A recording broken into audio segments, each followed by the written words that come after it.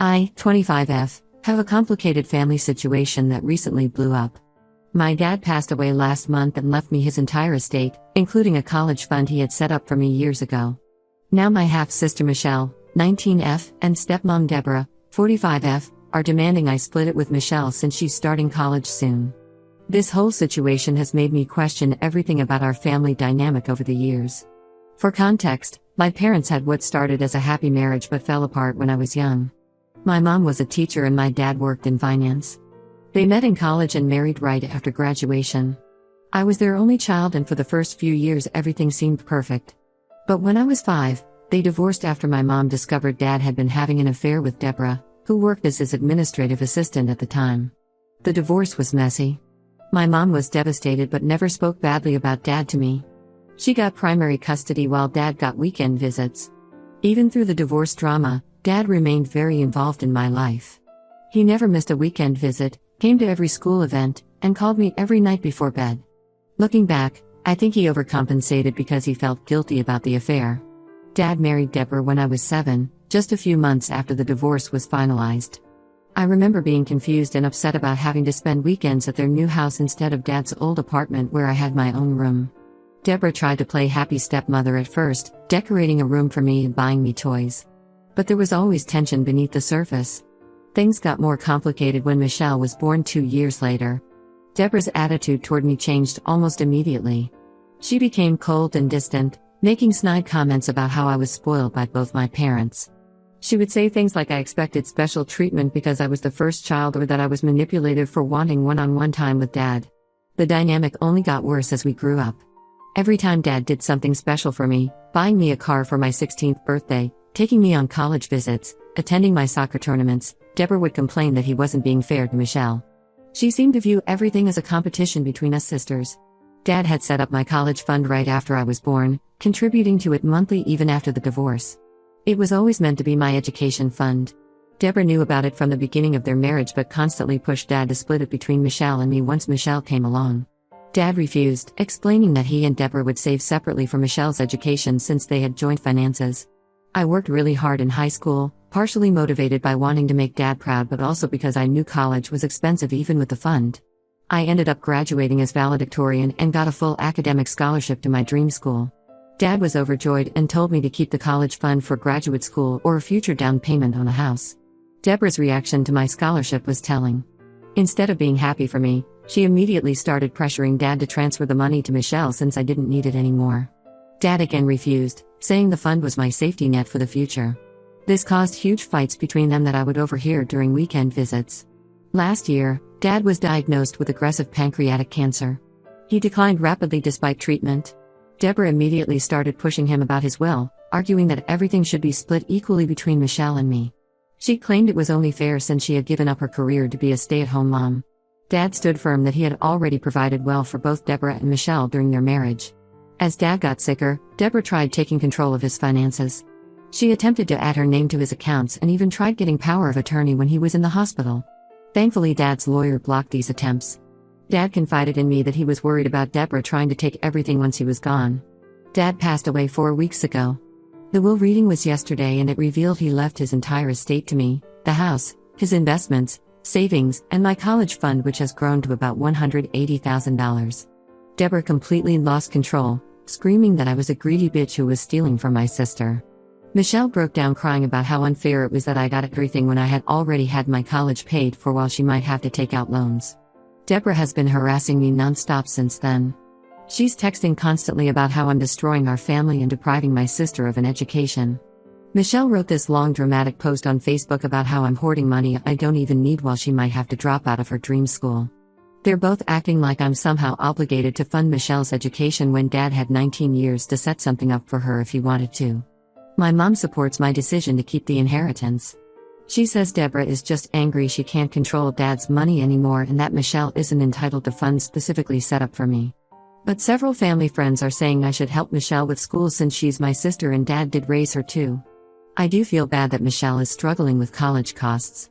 But I also feel like Deborah had plenty of time to save for her daughter's education instead of relying on getting access to my college fund. Dad was very clear about wanting me to have this money for my future. The fund was set up specifically for me long before Michelle was even born. Deborah keeps bringing up how she gave up her career to raise Michelle and help with me on weekends. But that was her choice. Dad never asked her to quit working. And she enjoyed a very comfortable lifestyle during their marriage since Dad made good money. She had nearly 2 decades to plan for Michelle's education. So Ida for refusing to share the inheritance, especially the college fund? Should I help my sister even though Dad clearly wanted me to have this money? The whole situation is making me question everything about our family relationships over the years. Update 1: A lot has happened since my last post. The situation has gotten significantly worse, and I'm still trying to process everything I've discovered. After reading the comments on my original post, I decided to try having one final conversation with Deborah and Michelle. I thought maybe if we could talk calmly, face to face, we could reach some kind of understanding. I suggested meeting at a coffee shop, thinking a public place would keep everyone civil.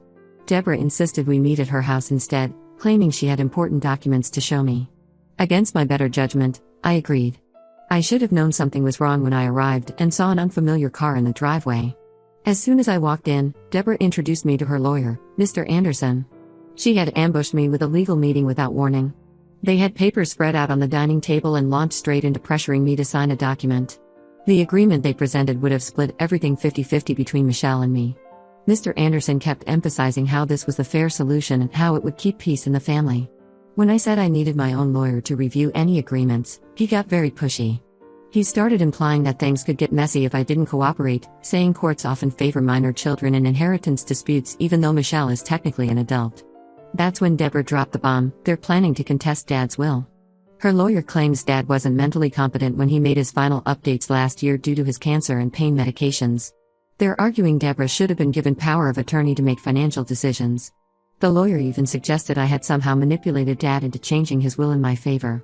I was so angry I almost walked out. Dad was completely lucid until the final 2 weeks. He was still working from home and managing his own affairs up until a month before he died. The only reason Deborah didn't get power of attorney was that Dad explicitly told his doctors and lawyers he didn't want her having that control.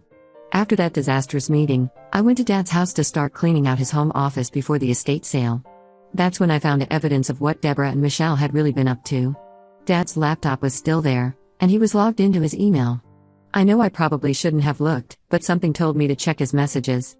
I found an email chain between Deborah and Michelle from 6 months ago, while Dad was going through his second round of chemo.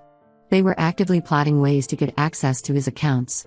Deborah was coaching Michelle on how to guilt Dad about college costs to convince him to add Deborah's name to his accounts just in case something happens. There were dozens of messages complaining about me being Daddy's favorite and how unfair it was that I had a college fund while Michelle didn't. But what really made me sick was finding proof that Deborah had been stealing from Dad while he was sick. I found bank statements showing large transfers to an unknown account, $5,000 here, $10,000 there, adding up to almost $50,000 over his last few months. When I confronted Deborah about this, she claimed she was moving money to a college fund for Michelle.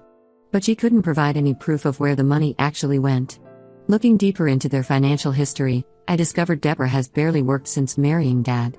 She quit her administrative job right after their wedding, claiming she needed to be home to help take care of me on weekends. But I was already 7 and pretty self-sufficient. She just didn't want to work. She's been living off Dad's income entirely for the past 15 years, making no effort to save for Michelle's education or her own future. Michelle is still waging her social media campaign against me.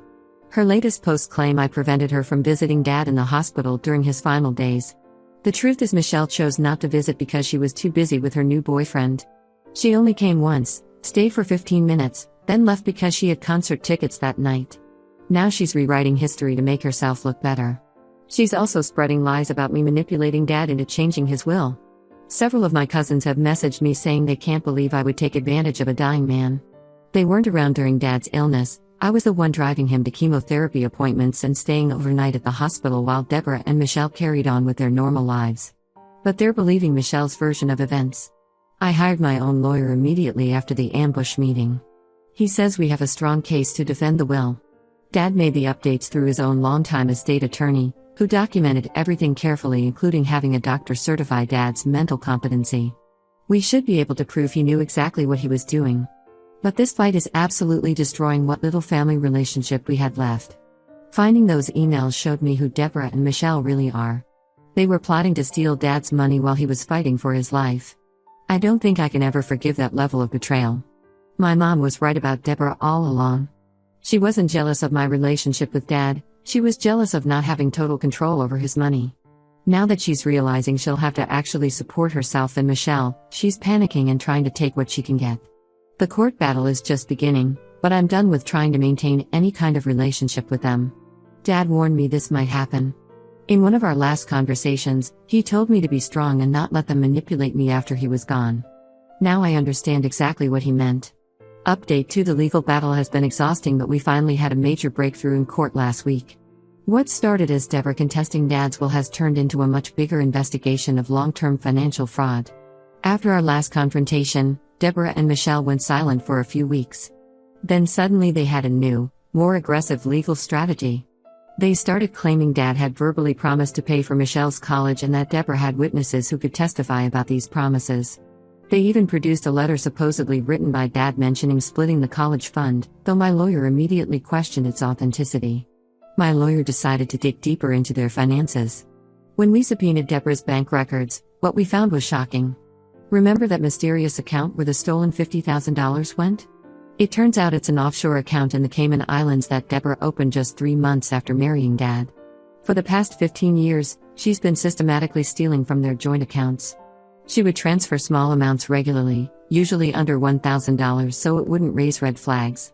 She also skimmed cash from their household expense account, claiming things cost more than they did and pocketing the difference. The total amount she stole over the years is staggering, more than $300,000.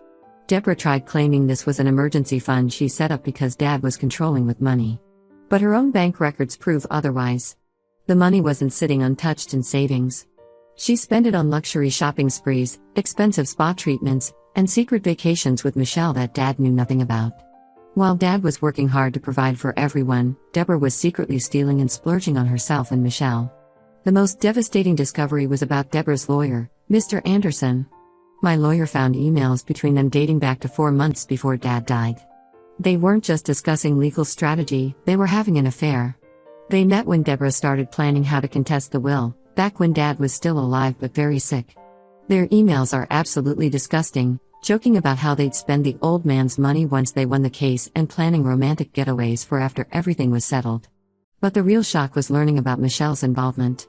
She wasn't an innocent bystander, she was actively helping Deborah cover her tracks. We found text messages showing Michelle would distract Dad when Deborah needed to search his office for financial documents. She helped hide bank statements and even acted as a lookout while Deborah went through Dad's papers looking for account information. When Michelle was 16, Deborah started giving her secret credit cards linked to the offshore account.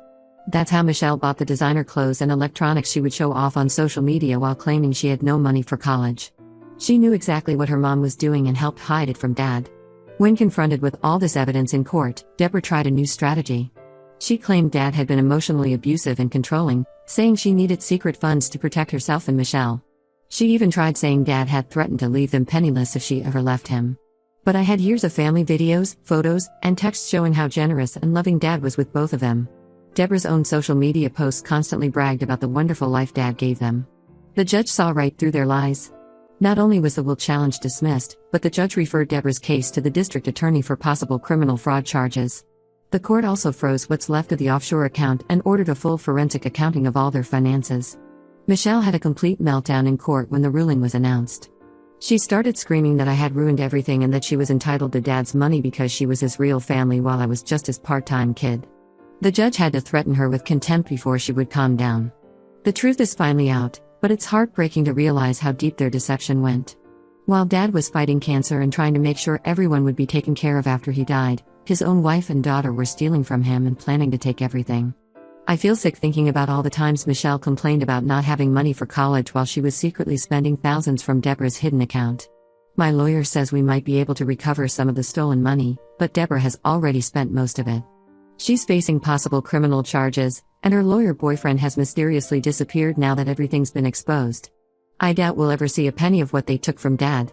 I keep thinking about all those years Deborah spent manipulating situations and playing the victim while systematically stealing from our family. She wasn't just a jealous stepmom, she was a calculating thief who used her own daughter to help steal from her dying husband. I'll never forgive either of them for that. Update 3: It's been half a year since my last update, and while the legal drama is mostly settled, The aftermath continues to unfold in unexpected ways. The criminal investigation into Deborah's theft is still ongoing. The forensic accountants found even more suspicious transactions dating back to the early years of her marriage to Dad. They discovered she had a second hidden account in Switzerland that she used for high-stakes gambling. Apparently, she would take regular shopping trips to Las Vegas that were actually gambling binges using stolen money. Deborah and Michelle were ordered to repay the stolen funds, but they claim they're completely broke now. They had to move out of their apartment because they couldn't afford rent. They're currently living with Deborah's sister in a small 2-bedroom condo.